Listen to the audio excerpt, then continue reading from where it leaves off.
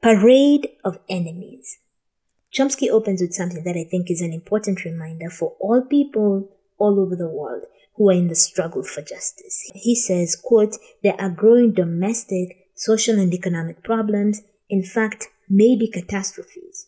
Nobody in power has any intention of doing anything about them." End quote. You see this refusal to do anything everywhere, domestically and internationally. Just look at Palestine, Congo, Sudan, Haiti. To the extent that anyone is getting involved, it's not to help solve the problems. It's to gain as much as they can from the catastrophe. If people see this and internalize it, the fact that the people in power have no intention to fix any problems, they may come together and revolt, which is dangerous. So apart from distractions in the form of entertainment, you need to whip up fear and construct this enemy, this monster that you need to defend yourself from. For the US, it's long been Russia. There was a time when it was the crazed Arabs. In Africa, in Kenya, I think it's the threat of war. Civil wars. Don't organize, don't protest. We could end up like Rwanda or what, Sudan. Let's just maintain peace, i.e. the status quo that's killing you. Fear works. Chomsky says, quote, "You frighten the population, terrorize them, intimidate them, so that they're too afraid to travel and cower in fear."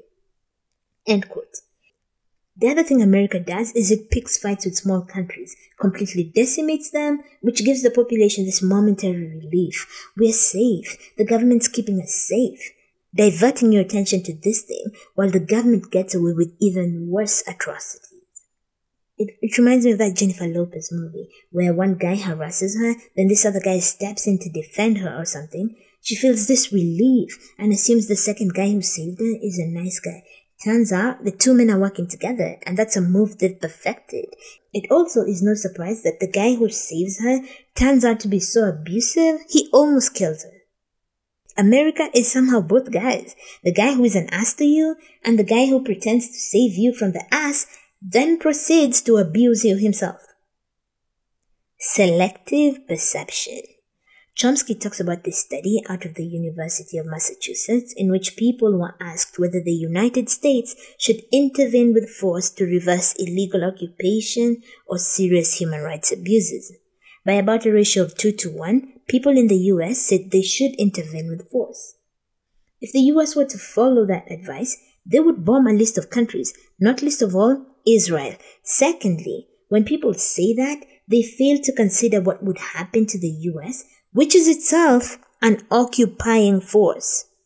When it comes to serious human rights abuses, the US is on the record as supporting some of the most brutal dictators, including Papa and Baby Duvalier Doc in Haiti. Why do some serious human rights abuses deserve bombing and others not? Why intervene in some states and not others? Why, for example, is Kenya so committed to fighting the Haitian gangs and bringing peace there, but not showing the same energy for Congo? Where is our concern for people in Sudan and Congo, our close neighbors? What is behind this selective concern and perception?